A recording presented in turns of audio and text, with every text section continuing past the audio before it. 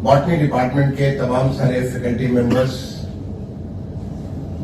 यहाँ के farmer students जो कि अलग अलग क्षेत्रों में आज के समय पे अपना योगदान देश के अलग अलग चीजों में कर रहे हैं, देवियों सज्जनों, सबसे पहले तो मैं धन्यवाद देना चाहूंगा संजय श्रीवास्तव जी का, हमारे सीनियर हैं। उनका मेरे पास अनुरोध आया कि मैं इलाहाबाद विश्वविद्यालय के बॉटनी डिपार्टमेंट के सेंटेनरी सेलिब्रेशन में जो एलुमनी मीट हो रही है उसमें मैं भाग लूं और उसको मुख्य अतिथि के रूप में एड्रेस करूं। मुझे ज्यादा वक्त नहीं लगा, मुझे बॉटनी से मेरा दूर दूर का कोई संबंध नहीं है। मैंने कभी बॉटनी न तो हाई स्कूल में पढ़ी, न इंटरमीडिएट, न हायर सेकेंडरी में पढ़ी, न कभी कॉलेज में पढ़ी। मैं सीधे फिजिक्स, मैथ्स और केमिस्ट्री का स्टूडेंट रहा हूं और उसके बाद सीधा आईआईटी कानपुर गया और आईआईटी कानपुर से ग्रेजुएशन करने के बाद मैं आईएएस में पहुंच गया। तो मुझे कहीं बॉटनी से कहीं कोई संबंध नहीं रहा। लेकिन बॉटनी इतनी इंपॉर्टेंट है कि बॉटनी के बगैर कोई रह नहीं सकता है। न हम रह सकते हैं, न आप रह सकते हैं, न प्रकृति रह सकती है। बॉटनी जो है, जो प्रकृति का जहां से शुरुआत हुआ और जहां तक अंत होगा, आपने बात की पहली वो बायोलॉजी की, आपने बात की पहली बॉटनी की, आपने बात की। अगर आप में से बहुत दूर यहाँ से बांदा जनपद है जहां पे सदर पत्थर मिलते हैं, जब हम वहां पे एडिशनल डिस्ट्रिक्ट मजिस्ट्रेट हुआ करते थे चित्रकूट में, हमने देखा कि कैसे पत्थरों पे उस मिलियंस ऑफ इयर्स पुराने जो है निशान पड़े रहते हैं और आज वो तमाम किस्म की चीजें, आभूषण से लेकर बहुत सारी जगह आज उसका उपयोग हो रहा है। जब हमारे प्रोफेसर गोविंद जी वहां से इलिनॉय से हजारों किलोमीटर दूर से यहाँ पे आपसे बात कर रहे थे, तो उसको पहले वो बॉटनी की उन्होंने बात की कि कैसे उन्होंने यहाँ पे इस विधा को सीखा।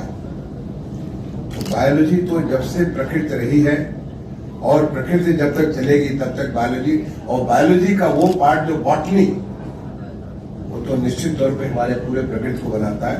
तो मुझे बड़ी खुशी हुई सर, मैं आपको धन्यवाद देना चाहता हूँ कि आपने मुझे मौका दिया कि जिस विषय को मैं नहीं जानता उस विषय के आपके सेंटेनरी सेलिब्रेशन में आप लोगों को आकर के यहाँ पे एड्रेस कर सकूं, ये मेरा बहुत बड़ा सौभाग्य है। धन्यवाद।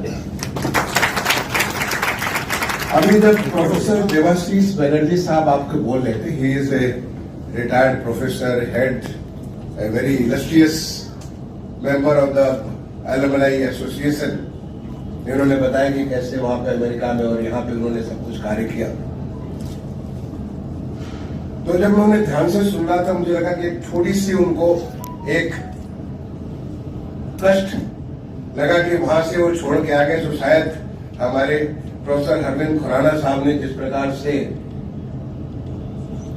मैं नॉलेज का ओलंपिक जिसको कहते हैं, जो कि नोबेल प्राइज है, वो नोबेल प्राइज हासिल नहीं कर सकते, तो शायद उसके लिए वो भी एक मॉलिक्यूलर बायोलॉजी के माध्यम से उसमें एक कैंडिडेट होते। अरविंद खुराना जी ने कर लिया क्योंकि उनका सारा कार्य अमेरिका में था और उनकी उस हुनर को, उसकी उस नॉलेज को, उसके उस ज्ञान को वहां पे मौका मिला पनपने का, बढ़ने का और उस अस्तित्व तक पहुंचने का जहां पे जाकर उसको दुनिया का वो सबसे बड़ा अवार्ड नोबेल प्राइज मिला बायोलॉजी में। सर, वो दिन दूर नहीं है जब हमारे देश में ऐसे तो गिने चुने हमारे ओलंपियंस, गिने चुने हमारे जो है नोबेल प्राइज के आप गिन लेंगे हाथ पे 1, 2, 3, 4, 5, ये हमारे नोबेल प्राइज हमारे विनर्स हैं। लेकिन वो दिन दूर नहीं। आज हमारे माननीय प्रधानमंत्री जी ने एक सपना देखा है, ये देश एक विकसित देश होगा 2047 तक, जब हम देश की आजादी का 100 साल मनाएंगे। और देश जब विकसित होगा, व्यवस्थाएं इतनी विकसित होंगी और जिसकी झलक आपको ऑलरेडी दिख रही है किसी भी फील्ड में। मैं भारत सरकार में लगभग 5 साल सेक्रेटरी रहा हूं, housing and urban affairs ministry का, लगभग पिछले 2 साल से उत्तर प्रदेश जो सबसे बड़ा आबादी वाला राज्य, वहां का मुख्य सचिव हूं। मैं पूरे दावे के साथ आता हूं, जिस प्रकार से हमारे देश में बदलाव हो रहा है, जिस प्रकार से हर क्षेत्र में परिवर्तन हो रहा है, चाहे वो रिसर्च हो, एजुकेशन हो, इंफ्रास्ट्रक्चर हो, हर क्षेत्र में जैसे परिवर्तन हो रहा है, वो दिन दूर नहीं जब यहां भी नोबेल प्राइज की लड़ियां लगेंगी। मैं इसलिए भी इसको कहता हूं कि कोई वक्त था जब हमारे देश में जब ओलंपिक गेम होते थे, एशियाड गेम्स होते थे, कॉमनवेल्थ गेम्स होते थे, हम एक मेडल पाने के लिए भी लड़ते थे कि चलो एक ही ब्रॉन्ज मिल गया। हम पहले हम हॉकी जैसे गेम में पहले गोल्ड मिला करता था, क्योंकि हमारे पास हॉकी का जादूगर हुआ करता था। जब हॉकी का जादूगर हमारे इससे बाहर निकला, उसके बाद फिर ओलंपिक में हम कहीं दूर दूर करते, किसी तरह कभी गोल्ड, कभी सिल्वर, कभी ब्रॉन्ज, कभी कुछ नहीं, चौथे स्थान फिर 8वें स्थान हो जाते थे। लेकिन अभी हाल में एशियाड गेम्स हुआ चाइना में, और आप देखिए 108 मेडल हमने जीता, 108 मेडल।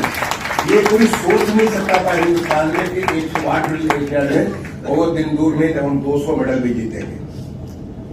जब ओलंपिक्स हुए तो ओलंपिक्स में हमारे पास गोल्ड, सिल्वर और ब्रॉन्ज इतने सारे मेडल्स मिले, कॉमनवेल्थ गेम्स में इतने सारे मेडल्स हुए। और मैं आप लोगों को अभी एक खुशखबरी अभी देना चाहता हूं। मैं जब वहां बैठा था मंच पे, मेरे पास मैसेज आया, हमारा एक बच्चा उत्तर प्रदेश भारतीय प्रशासनिक सेवा का अधिकारी सुहास एलवाई, अभी पैरा ओलंपिक्स चल रहे हैं चाइना में, अभी उसको गोल्ड मिला है। बैठ रहा था तो वो सुहास की पत्नी का मेरे पास फोन आया था, रितु का फोन आया कि सर मैंने कल ही उसको विश किया था कि सर अभी उसको गोल्ड मिल गया। ये परिवर्तन होता है जो कि देखिए कि खेल के बारे में हम सोच नहीं सकते थे। आज खेल के मैदान जिस प्रकार से हमारे अभी उत्तर प्रदेश में हाल में यूनिवर्सिटी गेम्स हुए थे, कितना हाई स्टैंडर्ड्स का आप सोच नहीं सकते हैं। स्कूल गेम्स होते हैं, क्योंकि ये हमारे प्रगति का एक मानक है। और आने वाले में से प्रोफेसर देवाशीष जी, मैं आपको एश्योर करता हूं, जिस प्रकार से हमारा देश बदल रहा है, जैसी व्यवस्थाएं बदल रही हैं, जो हमारे माननीय प्रधानमंत्री जी ने देश में जो एक ताकत ला दी है, जो देश में हर जगह ऊर्जित कर दिया माननीय प्रधानमंत्री जी ने जिस प्रकार से कर दिया है, वो देश ऐसे बदल गया कि हमारे देश में जितनी सारे दुनिया के रिकॉग्निशन होंगे वो हमारे देश में आएंगे। आगे क्योंकि ये वो देश है जिसने ऐसे ऋषियों और संतों की भूमि है, जिसने जो ज्ञान दिया वो ज्ञान आज भी दुनिया का सबसे बड़ा ज्ञान है। मैं आपकी बॉटनी के बारे में बात करता हूं, क्योंकि आप तो सारे के सारे बॉटनिस्ट हो, अलग अलग क्षेत्रों के बॉटनी वाले हो। ऋग्वेद में जिस प्रकार की बॉटनी की, जिस प्रकार की हमारी जो व्याख्या है, जिस प्रकार की जो है हमारे वनस्पतियों का ज्ञान दिया गया है ऋग्वेद में, जिस प्रकार का ज्ञान हमारे सुश्रुत संहिता में दिया गया है, चरक संहिता में दिया गया है, आप जरा सोच करके देखिए, हजारों साल पहले हमारे मुनि संत ऋषि ये सब सारी बातें लिखा करते थे। जो आयुर्वेद का जो यहाँ पे जो आयुर्वेद जिसके बारे में भूल चुके थे। एक कोविड जैसी महामारी आई जिसने पूरी दुनिया के तमाम सारी व्यवस्थाओं को चकनाचूर कर दिया, अर्थव्यवस्था को चकनाचूर कर दिया, तमाम सारे मेडिकल व्यवस्थाओं को चकनाचूर कर दिया। आपको याद करिए, अपने आप को 2 साल जाइए और टेलीविजन पे तस्वीरों को याद करिए, कैसे ऐसे तमाम सारे देश जो अपने आप को कहते थे कि हमारी जो मेडिकल व्यवस्था है दुनिया की नंबर 1 है, नंबर 2 है, नंबर 3 है, ऐसी व्यवस्थाएं जो मेडिकल इंडेक्सेस का आप लेकर के जाइए, देखिए उनकी क्या हालत हुआ करती थी, कैसे लोग वहां मरते थे, कैसे लोग वहां पे किस प्रकार से उनके लोगों की तकलीफ होती थी। अपनी जरा मेमोरी में अपने आप को 2 साल बाद लेके जाइए हिंदुस्तान के बारे में, कैसे हम जब दुनिया जूझ रही थी, जब दुनिया चकनाचूर हो रही थी, व्यवस्थाएं चकनाचूर हो रही थी, भारत एक आत्मनिर्भर भारत होकर के आगे बढ़ा और इतना बड़ा चीज माननीय प्रधानमंत्री जी ने लॉन्च किया कि हमारा देश में एक नई चीजें यहाँ पे नई व्यवस्थाएं यहाँ पे प्रारंभ हो गई। ये देश की ताकत दिखाता है, ये ऋषियों और मुनियों की धरती है जहाँ पे इतना सारा ज्ञान है, केवल उस ज्ञान के आगे एक अंधकार, एक पर्दा लगा हुआ था जिससे हम अपने आप को पहचान नहीं पा रहे थे। एक बार दोबारा हमने उसके ऊपर आज आयुष की पद्धति, आज हमारी जो जितनी सारी ज्ञान की पद्धति, भारतीय ज्ञान जो विधा है, उसके बारे में आप अगर नेशनल एजुकेशन जो पॉलिसी है हमारी 2020 की, आप सारे बहुत विद्वान लोग हैं, बहुत ज्ञानी लोग हैं, आप सारे प्रोफेसर और बहुत सारे टीचर्स यहाँ उपस्थित हैं। अगर आप हमारे नेशनल एजुकेशन पॉलिसी को देखिए, कैसे भारतीय ज्ञान विधा के बारे में फोकस दिया गया है, और आज सारे विश्वविद्यालयों में, सारे रिसर्च इंस्टीट्यूशंस में उस बात को देखा जा रहा है कि जो इस देश का ज्ञान है, जो इस ज्ञान की जो परंपरा है, इस ज्ञान की इतनी सारी ताकत है, हम उसको भूल गए थे। एक बार वापस लौटे देखिए कि देश की कितनी बड़ी ताकत बन जाएगी। फिर तो दुनिया में हमारा स्थान जो होगा, जो माननीय प्रधानमंत्री जी जो उन्होंने जो एक लक्ष्य रखा है कि 2047 अगस्त से पहले हमारा देश एक विकसित देश होगा, इसमें किसी भी कोई संदेह नहीं रह जाता। आप उत्तर प्रदेश को देख लीजिए, आज से अपनी मेमोरी में, क्योंकि हम सब लोग चैतन्य पुरुष हैं, सत्यचित आनंद स्वरूप है, हम अपनी मेमोरी को 1000 साल पीछे भी ले जा सकते हैं, 1000 साल आगे भी ले जा सकते हैं। ऐसे में ज्ञान है, बहुत सारी चीजों पे देखी है, जो नहीं भी देखी उसको पीछे हम हमारे अनुभव से हम पीछे लेके जा सकते हैं, और अनुभव से हम आगे जाके सोच सकते हैं कि क्या होने वाला है, क्योंकि हम सारे सत्यचित आनंद हैं। तो अगर आप जाकर के देखिए उत्तर प्रदेश में आज से 7-8 साल पहले क्या स्थिति थी। लोग उत्तर प्रदेश के बारे में भड़कते थे कि यहाँ पे उत्तर प्रदेश कोई ऐसी जगह नहीं जहाँ पे आके कुछ काम कर सकता है। आप तो प्रयाग के वासी हो, प्रयाग में यहाँ पे कुंभ होता है, याद करिए 2019 का कुंभ, जो कि भव्य नव्य और इतना दिव्य कुंभ हुआ था 2019 का कुंभ, लगभग 20 करोड़ लोग आए, क्योंकि टेक्नोलॉजी के माध्यम से इतनी सारी व्यवस्थाएं की गई थी, जो कि यहाँ पे कुंभ में सारी की सारी चीज जो भी आए वो यहाँ से एक नया अनुभव लेकर गए, यहाँ का दिव्य दर्शन करके गए। और मैं बता दूं, आज मैं आया हूँ यहाँ पे कुंभ की बहुत सारी व्यवस्था देखने के लिए। हमारा लक्ष्य 2025 का 40 करोड़ लोगों को वहां पे इन्वाइट करने का, 40 करोड़ लोग यहाँ पे आएंगे, और हम पूरे हमारे माननीय मुख्यमंत्री जी ने सबको इस बात को आश्वस्त किया है, लोग आएंगे, उन्हें कम से कम चलना पड़ेगा, उनको एक बहुत अच्छा अनुभव हमारे देश की ताकत को देखने मिल जाएगी। आज जब हम ग्लोबल इन्वेस्टर समिट करते हैं तो हमारे उत्तर प्रदेश में 35 लाख करोड़ से ज्यादा के इन्वेस्टमेंट के एमओयू साइन किए जाते हैं। वो क्यों साइन किए जाते हैं? क्योंकि आज लोगों का विश्वास जगा है, उत्तर प्रदेश जग गया है, वहां पे शांति व्यवस्था हो, इंफ्रास्ट्रक्चर हो, यहाँ की नॉलेज इकोनॉमी हो, यहाँ की जो हमारी जो यूथ हो, सब में एक नया परिवर्तन की लहर है। सब सारे के सारे देख रहे हैं। आज उत्तर प्रदेश के शहर, किसी शहर को आपने, प्रयागराज शहर को देख लीजिए, बनारस को देख लीजिए, लखनऊ को देख लीजिए, आप जरा अयोध्या को जाकर देख लीजिए, अयोध्या बिल्कुल उसका कायाकल्प हो रहा है।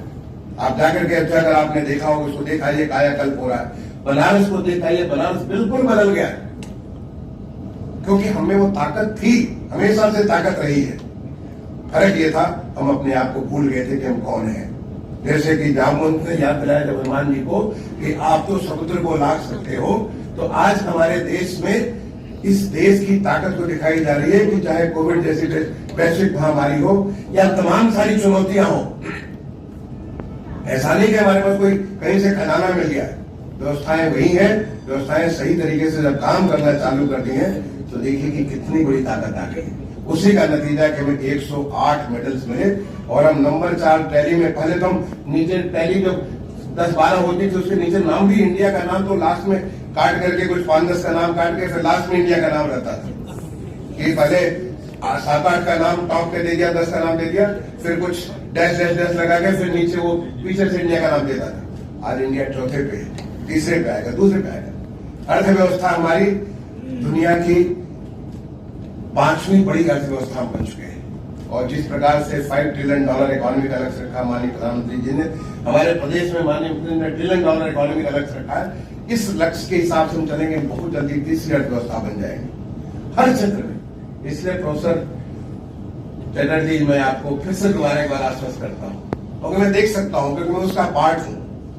वो जो परिवर्तन हो रहा है, उस परिवर्तन का मैं भारत देश के यूनियन सेक्रेटरी के तौर पे मैंने बहुत सारी चीजें की है, मैं यहाँ पे शेयर करने का वक्त नहीं मेरे पास, लेकिन इतनी सारी चीजें मैंने की, उन चीजों को मैं देख सकता हूँ। आज उत्तर प्रदेश में जो परिवर्तन हो रहा है, उन सारी चीजों को मैं देख रहा हूँ, क्योंकि मैं उसका पार्ट हूँ। बड़ी गहराई से एक एक चीज में घुसा हुआ हूँ, इसलिए मैं देख सकता हूँ। इसलिए मैं अपने तमाम सारे लुने प्रोफेसर्स को मैं आपको इस बात का आश्वस्त करता हूँ, समय ज्यादा नहीं, ये हमारा, ये जो सेंचुरी है ये हमारे देश की सेंचुरी है। हमारा हिंदुस्तान आज यूथ बना। आप सोच लीजिए कि 2055 तक हम सबसे यूथ यंग कंट्री होंगे और यहाँ पे इतनी सारी ताकत होगी, इतने सारे नॉलेज, जिस प्रकार से नॉलेज इकोनॉमी हिंदुस्तान में बढ़ रही है, जिस प्रकार से डिजिटल इकोनॉमी बढ़ रही है, जितनी सारी चीजें परिवर्तित हो रही है। अगर आप देखिए कि जो डिजिटल पेमेंट के बारे में दुनिया में नंबर 1 हो चुके हैं, आप मोबाइल टेक्नोलॉजी के बारे में हम बिल्कुल टॉप में पहुंच चुके हैं। लोग सोचते हैं कि कैसे हिंदुस्तान में क्या हो गया। केवल व्यवस्थाओं को सही तरीके सुचारू रूप से माननीय प्रधानमंत्री जी ने कर दिया। देश में ये परिवर्तन होगा कि हम चाहे मंगल पे जाना हो, अभी हाल में जो चंद्रमा पे हमारा, दक्षिण ध्रुव पे हमारा जो चंद्रयान उतरा, कितनी बड़ी घटना थी, दुनिया में कोई नहीं कर पाया, उसको हमने कर लिया। ऐसी बहुत सारी चीजें होंगी जो हम कर सकते हैं।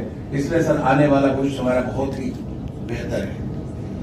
लेकिन जब एक तरफ ऐसी व्यवस्थाएं बन रही हैं तो ऐसे में हर एक की जिम्मेदारी हो जाती है, हर किसी की जिम्मेदारी होती है कि हम उसमें क्या कर सकते हैं, हम कैसे उसमें सहयोग कर सकते हैं। क्योंकि कोई भी यात्रा जो होती है अकेला कोई नहीं करता, तमाम सारे लोग मिलकर के उस यात्रा को करते हैं और देश लोगों से बनता है। हर कम्युनिटी को मिलाकर के देश बनता है। हर कम्युनिटी को सोचने का, आप तो इलाहाबाद विश्वविद्यालय हमारे देश का सबसे पुराना जो 5 विश्वविद्यालयों में से 1887 में आप एक, ये जो आप बोले थे कि ये ज्ञान की धरती है, ज्ञान की धरती 1887 में 137 साल आप बना चुके हैं, आपका फैकल्टी 100 साल बना चुका है।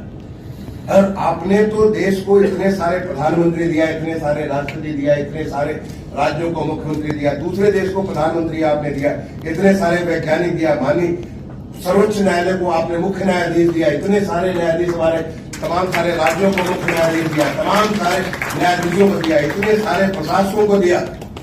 अगर गिनने लगे तो इलाहाबाद विश्वविद्यालय दुनिया में, अब प्रोफेसर गोविंद जी को आप सुन रहे थे, 91 ईयर ओल्ड। मैं पूछ रहा था, बगल में हमारे बैठे थे देवाशीष जी, उनसे मैं पूछ रहा था कि सर कितनी एज होगी, बोले उनके भी वो प्रोफेसर थे, उनके भी प्रोफेसर थे।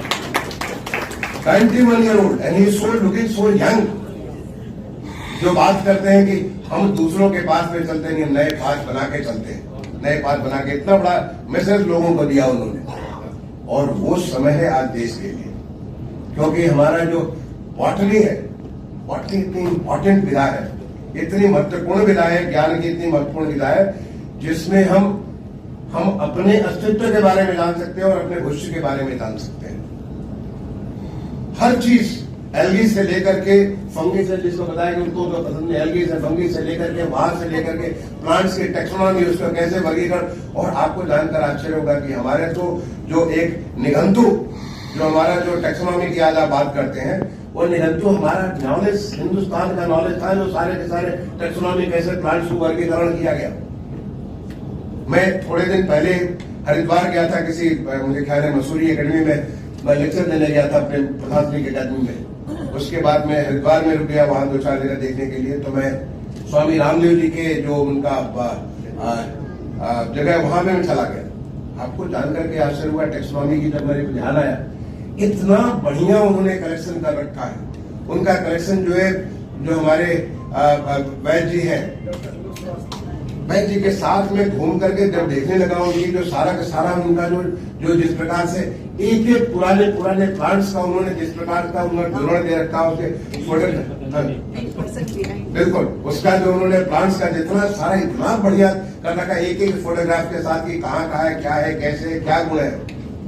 मुझे देख के लगा कि इतने बहुत बड़े आने वाले जनरेशन के लिए कितनी बड़ी चीज वो दे करके जा रहे हैं, कितनी बड़ी चीज खड़ी कर रहे हैं। उसके बेसिस पे कितने सारे हमारे अनुसंधान होंगे, कितनी सारी नई चीजें होंगी। तो उसके लिए ऐसे वही नहीं, जब मैंने उसको कई मंचों पर जब मैंने बात किया, लोगों ने कहा और सारे जगह इतना सारा कलेक्शन हमारी यूनिवर्सिटी में हो रहा था। और अपने भी विश्वविद्यालय में होगा, मैंने देखा नहीं, क्योंकि मैं खुद बॉटनी का स्टूडेंट नहीं, इसलिए मैंने कभी उस रुचि से देखा नहीं आकर के। ये सारा का सारा ज्ञान जो हमारे वैदिक एज से लेकर के इससे लगातार चला रहा है, उसका आज की डेट में हम क्या प्रयोग कर सकते हैं, ये हमें सोचने की बात है। जब देश बदल रहा, देश विकसित होने के रास्ते में, आप सोचिए कि इसका बॉटनी का प्रयोग एग्रीकल्चर में हो सकता है। यानी हमारा पूरा का पूरा जो है, जो हमारा फूड सिक्योरिटी है, and food security is one of the important, बहुत पूरे हमारे देश के लिए, पूरे विश्व के लिए बहुत महत्वपूर्ण मुद्दा है। फूड सिक्योरिटी के लिए बॉटनी के माध्यम से आप इतने सारे पूरा एग्रीकल्चर बॉटनी अपने आप में बहुत बड़ी विधा है। निश्चित तौर पे आप काम करते हैं, मेरी जानकारी नहीं है, लेकिन और जो नहीं जो लोग तमाम सारे हमारे रुणी आए हुए उन्हें इसके ऊपर काम करके हम कैसे फूड सिक्योरिटी कर सकते हैं, क्या ला सकते हैं। एनर्जी सिक्योरिटी हमारे लिए इतना इंपॉर्टेंट है। आज के युग में बायोफ्यूल, बायोप्लास्टिक, इतने सारे बायोस्फीयर और वो सारे के सारे परिवर्तन जो मॉलिक्यूलर बायोलॉजी की आप बात कर रहे हैं, मॉलिक्यूलर बायोलॉजी के स्तर पे जाके इतने सारे परिवर्तन हम जिसको सारी चीजें को कर सकते हैं। जो हमारे पास है नॉलेज उसको हम और फर्दर बढ़ा सकते हैं, उससे कि हम पूरी एनर्जी सिक्योरिटी हम लोग इसको हम लोग कर सकते हैं।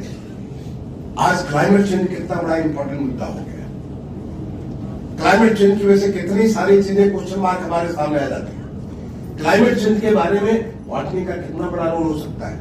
अभी जो बात कर रहे थे हमारे प्रोफेसर गोविंद जी बात कर रहे थे, उनकी स्पेशलाइजेशन मैंने पूछा संजय श्रीवास्तव जी से, तो उन्होंने बताया कि उनकी स्पेशलाइजेशन फोटोसिंथेसिस है। इनफैक्ट बॉटनी के बारे में पहले बार यही जानते हैं कि जो हम सांस ले पा रहे हैं बिकॉज प्लांट सांस हमको जो कार्बन डाइऑक्साइड लेते हैं और ऑक्सीजन छोड़ते हैं। पहले हम जब छोटे बच्चे थे, जब क्लास 4 में पढ़ते थे, तब से हमको ये ज्ञान हो गया। तो जो फोटोसिंथेसिस के माध्यम से हम कैसे कर सकते हैं, कैसे हम तमाम किस्म के फाइबर्स पैदा करके एयर वाटर पोल्यूशन जो आज की डेट में इतना बड़ा चैलेंज है। आज जो हमारे जो इतनी सारी जो गैसेस क्या कहते हैं, कार्बन डाइऑक्साइड के अलावा जो इतने सारे जो एयर को पोल्यूट कर रही है, जिसके नाते हीट वेव्स पैदा होता है, उसको हम लोग कैसे कर सकते हैं, कैसे कंट्रोल कर सकते हैं। क्योंकि बॉटनी के माध्यम से अगर आपको ज्ञान है तो उनको कैसे प्लांट बिहेव करते हैं, प्लांट्स की अलग अलग चीज कैसे बिहेव करती है, उसके बाद बहुत सारा काम आप कर सकते हैं। आप कैसे लोगों को एजुकेट कर सकते हैं, बिकॉज आप चीजों को अच्छे से जानते हैं। कैसे लोगों को एजुकेट कर सकते हैं जिससे कि आप जो हमारा नेचर के प्रति प्रेम बढ़े, नेचर को हम कैसे संरक्षित कर दें, कैसे किस प्रकार के प्लांट लगाएं कि सॉइल इरोजन खत्म हो। हमारी जो नदियां विलुप्त हो रही थी, जो नदियों के विलुप्तीकरण का कारण क्या है, बहुत सारी चीजें हैं, जिसमें एक कारण वनस्पति भी है। ऐसी वनस्पतियों का जब ह्रास होना चालू हुआ नदियों के किनारे से या हमारे जो वाटर बॉडीज के किनारे से, वो नदियां और वो वाटर बॉडी धीरे धीरे विलुप्त हो गई। धन्य हमारे माननीय प्रधानमंत्री जिन्होंने आज के डेट में एक बहुत बड़ा कार्यक्रम अमृत सरोवर के नाम पे पूरे देश में इतना बड़ा कार्यक्रम चालू कर दिया, जिससे वाटर को संरक्षित करने के लिए पूरे देश भर में काम हो रहा। हमारे प्रदेश में 20,000 से ज्यादा अमृत सरोवर बन चुके हैं। बहुत सारी नदियां हमारे प्रदेश में 50 से ज्यादा नदियां जो विलुप्त थी, जो थी ही नहीं, जिनके बारे में वर्णन पढ़ते थे, जिनके बारे में गीत लोग गाते थे, वो गायब हो गई। आज वो वापस जग गई है, फिर से आज वहां पे पानी है। चाहे अयोध्या में हो, अभी आपने नीम नदी के बारे में प्रधानमंत्री जी के मन की बात में सुना होगा आपने। ऐसी तमाम सारी नदियां वापस आ गई, लेकिन उन नदियों को जिंदा रखने के लिए वनस्पतियां बहुत महत्वपूर्ण है।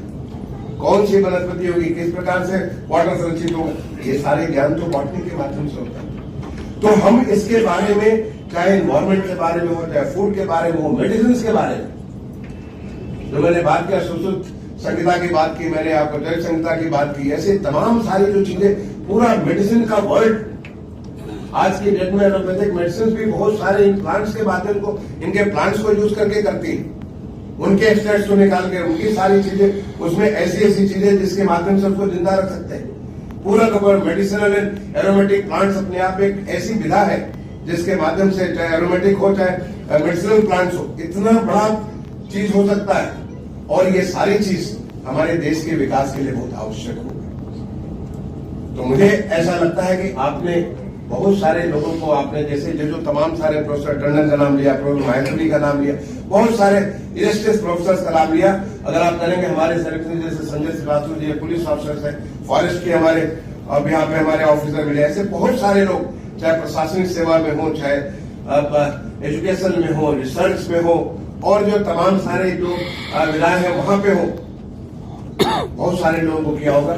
लेकिन आज समय है कि हम अपने उस ज्ञान को कैसे अपने देश के विकास के साथ जोड़ सकते हैं, कैसे हम क्या काम कर सकते हैं जिससे लोगों की जिंदगी और आसान हो जाए, क्या काम कर सकते हैं जिससे लोगों की जिंदगी और ज्यादा यूजफुल हो जाए, वो ज्यादा कंट्रीब्यूट कर सके। आप अपनी इस नॉलेज को, आपका जो नॉलेज है, बॉटनी का नॉलेज है, उस नॉलेज को कैसे उस चीज के ऊपर प्रयोग कर सकते हैं, ये समय है जिसके लिए माननीय प्रधानमंत्री जी कहते हैं सबका साथ, सबका विकास, सबका प्रयास और सबका विश्वास।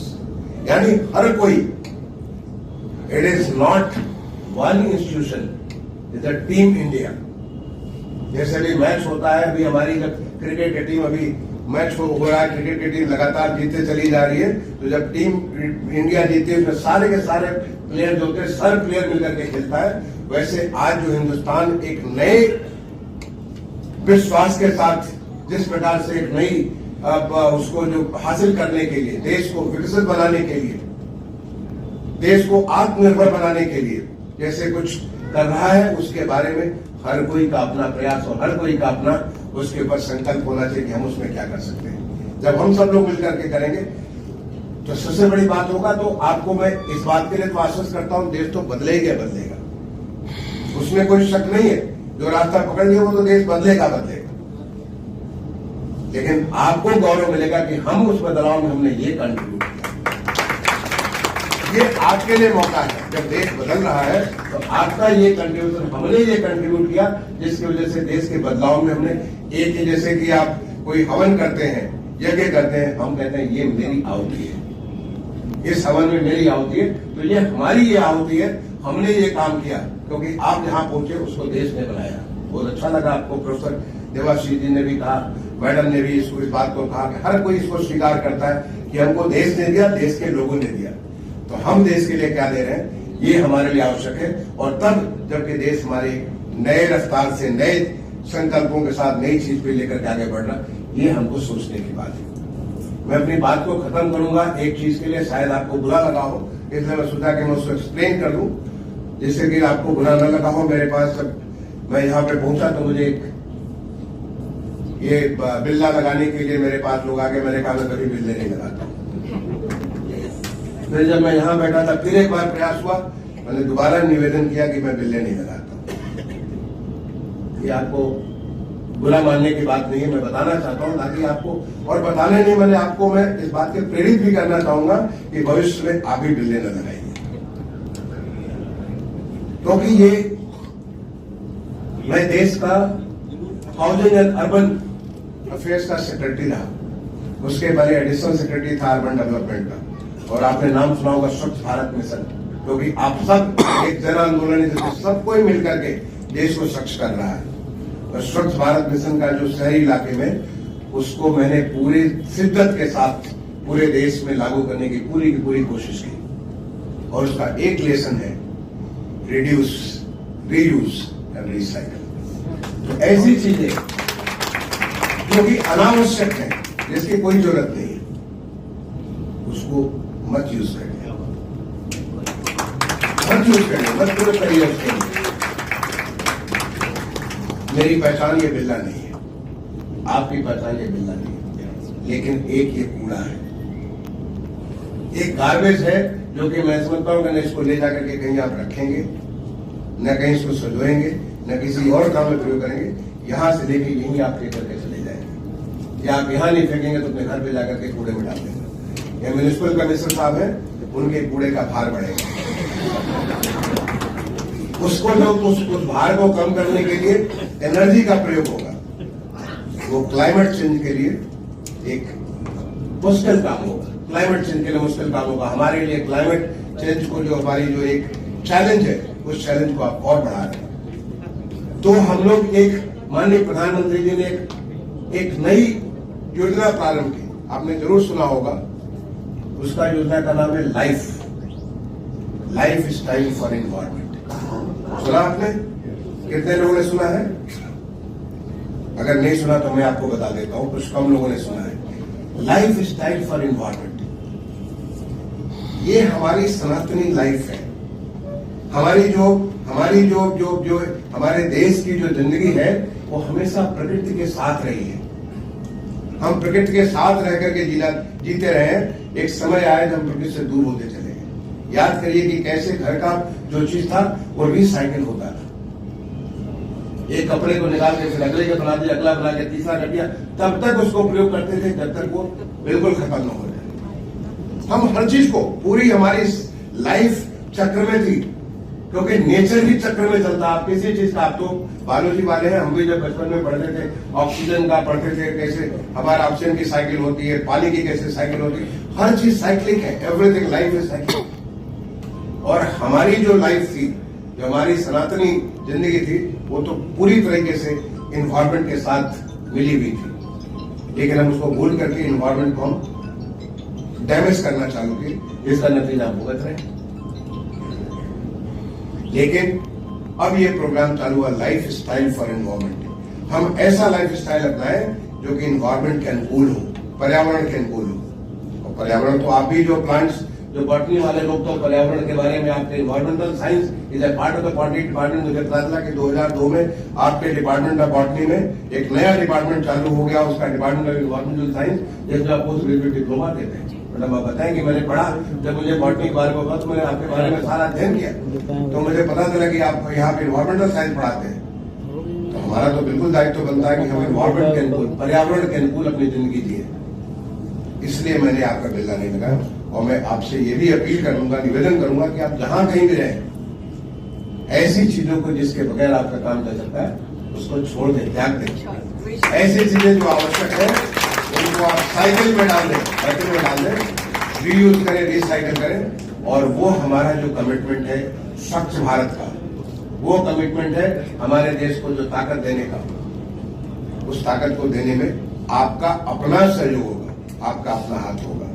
मैं एक बार दोबारा जो हमारा अलुमनी रियूनियन के तौर पे यहाँ पे आज सेंटरली सेलिब्रेशन शताब्दी समारोह आप लोग मना रहे हैं। आप सारे लोगों का जीवन खुशहाल हो, आप सब अपने देश के इस परिवर्तन के